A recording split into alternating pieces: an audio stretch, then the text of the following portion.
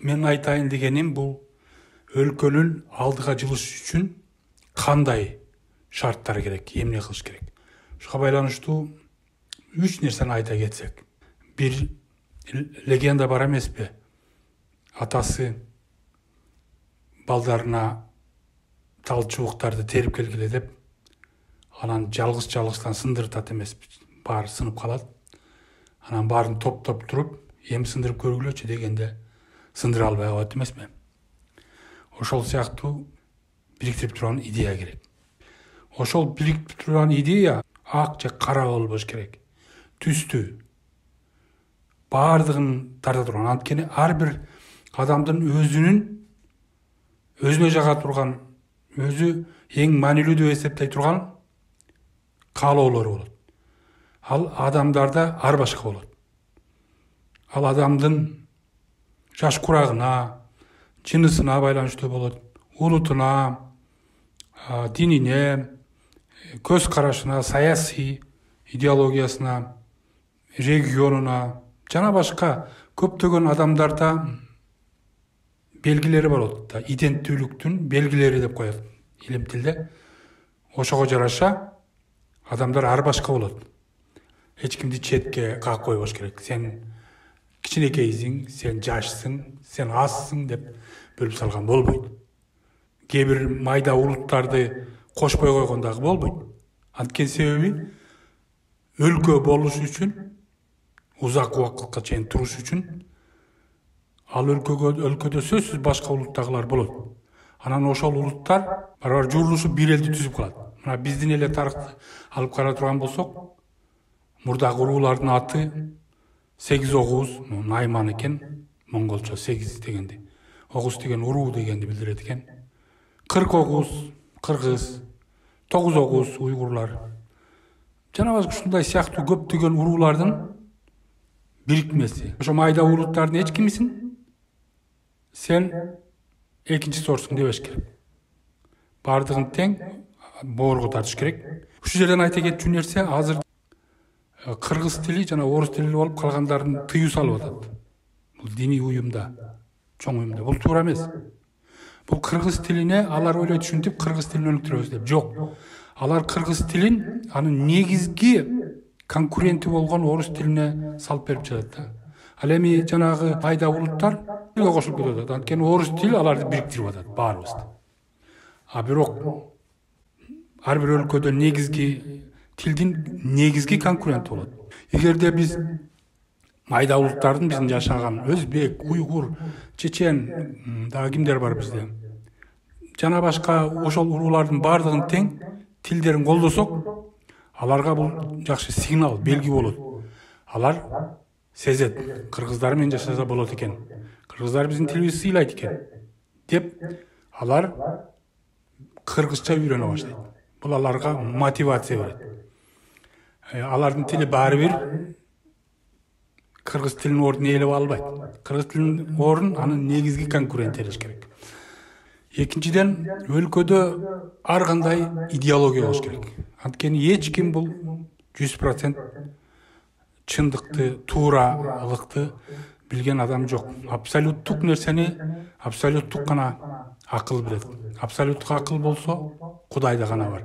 Эгерде кимде ким меники 100% туура дей турган болсо, азыр өзүнүн акылын Кудайга теңеп аткан болот. Мен Кудайдай акылдымын деп.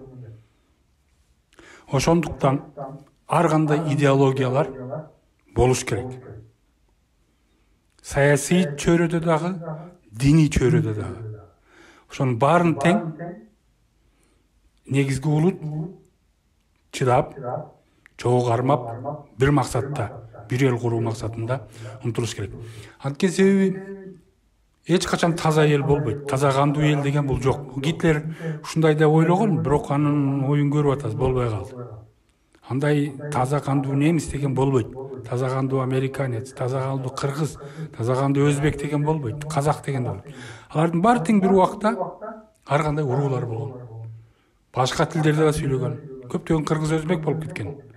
Көптөгөн кээ бир укмуш мындай маданияттуу күчтүү уруулар, Кыпчак, Сарт деген уруулар болгон. Алардын баары тең Сталин конкуренция болот деп өзбек, кыргыз кылып жаза албадыбы.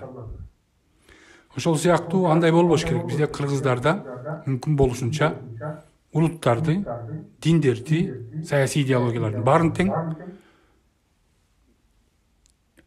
бир эл кылууга, ынтымактуу жашоого, келечекте бекем болууга жумшайыш керек. Ушундай саясат жүрүш керек.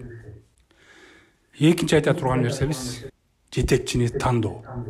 Депутат болобу, айылдык депутат болобу, шаардык, аймактык же бүткүл өлкөнүн президенти болобу. Мына ушуларды шайлоодо бизде көбүнчө туура эмес мотивация менен барып, туура эмес чечим кабыл алып, туура эмес нерсеге салымыбызды кошуп атабыз, добуш берип.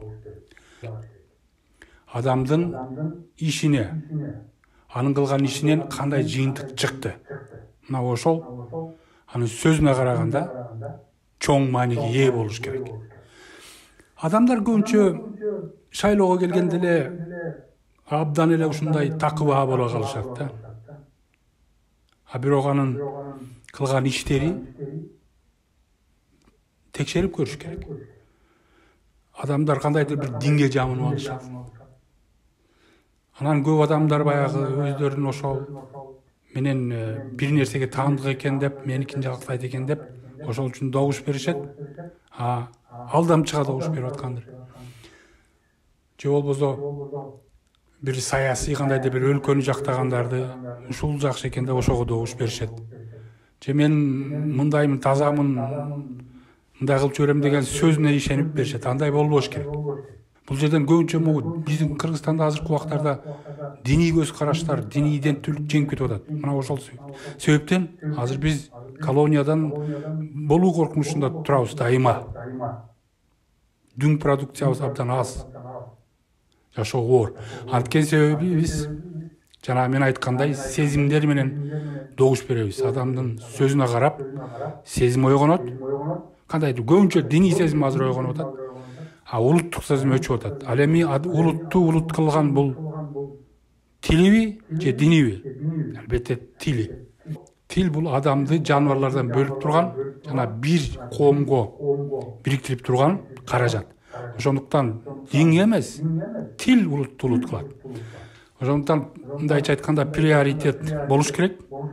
Адамда диний көз карашты такыр карабаш керек. Бул теория, диндердин баары теория, эч ким аркы дүйнөдөн келген жок. Адам атадан менен обенеден туулгандардан эч кимизи аркы дүйнөдөн кайтып келип о чын экен деп айткан жок. Ошондуктан булардын баары гипотеза, божомол. Бирок ошол теория үчүн көп адамдар өлүүгө даяр. Ошол себептен бизде Кыргызстанда коркунуч бул биринчи коркунуч диний болгондуктан айтып атам. Экинчи коркунуч бизде саясий партиялар деп коет, бирок алардын баары тең бир идеяны кармайт. Социализм. Мурда да көп айтчумун. Бирок социализм бар жер өлкөлөрдүн көбү өнүккөн эмес. Немистердин, Гитлердин дагы социал национал деген ошол социализмдин бир түрү. Социализм деген сөз бул баары окшош болуш керек деген сөз. Баары комго башыйыш керек, адам деген жаныбар, мындайча айтканда. Эрки жок, ал деген комго башыш керек. Үчүнчүдөн артка эле карап эмес, алдыга карап жашаш керек. Бизде азыр көбүнчө эле биз ой мындай болгонбуз, тарыхта мындай кыйын болгонбуз деп ар кандай жомокторду ишенебиз. Алар тарыхта жок. Кээ бир адамдар, биздин ишенип жүргөн адамдар тарыхый инсандар эмес. Бирок биз ошол мифтерге ишенип, арка жакты карап жашайбыз. Андай болбош керек. Алдыга өсө турган өлкө арканы караш керек. Бирок ошол арка жактагы жакшы нерселерди колдонуш керек. Алды жакка жылууга. Жаман нерселерден баш тартыш керек. Жаңылбаган эл болбойт. Ар бир элде качандыр бир кездерде жаңылуу болгон тарыхында. Ошондуктан ошону ажырата билиш керек. Жаңылыштыктарды моюнга алыш керек. Ошону кайталабаш керек. Мисалы үчүн эч бир элдин ата бабасы жаңылбай таза жашаган эмес. Аларда туура эмес иштер болгон. Туура да иштер болгон. Ошол сыяктуу эле кыргыздар дагы биздин ата бабаларыбызда жаңылыштыктар болгон, туура кылган иштер болгон. Ошолорду биз айырмалай алыш керек. Жана айырмалап туруп жакшысын колдонуш керек, жаманын артка тартыш керек. Бизде ушул сын айтканды айрыкча биздин өткөнгө мындай элдер ташбаран калат. Мындай кылган адамдар, сындаган адамдар аябай аз, алар негизи баатыр деп эсептесең болот. Салижан Жигитев деген киши бар эле. Ал киши кыргызды мындай куйкалаган сөздөр менен сындап койчу кээдечи, бирок аны көтөрчү көп элдер. Азыр андай болбой баратат. Сын айтсаң эле балеге каласың. Андай болбош керек. Элдин сүйгөн, жакшы көргөн адам жаман жагында айтыш керек, жакшы жагында айтыш керек. Ошондо гана адамдар иргейт. Антпесе тарых арка жактагы тажрыйба болбойт. Ал алдоо үчүн колдонулат. Келечекке сабак болбой, пайдасыз болуп калат.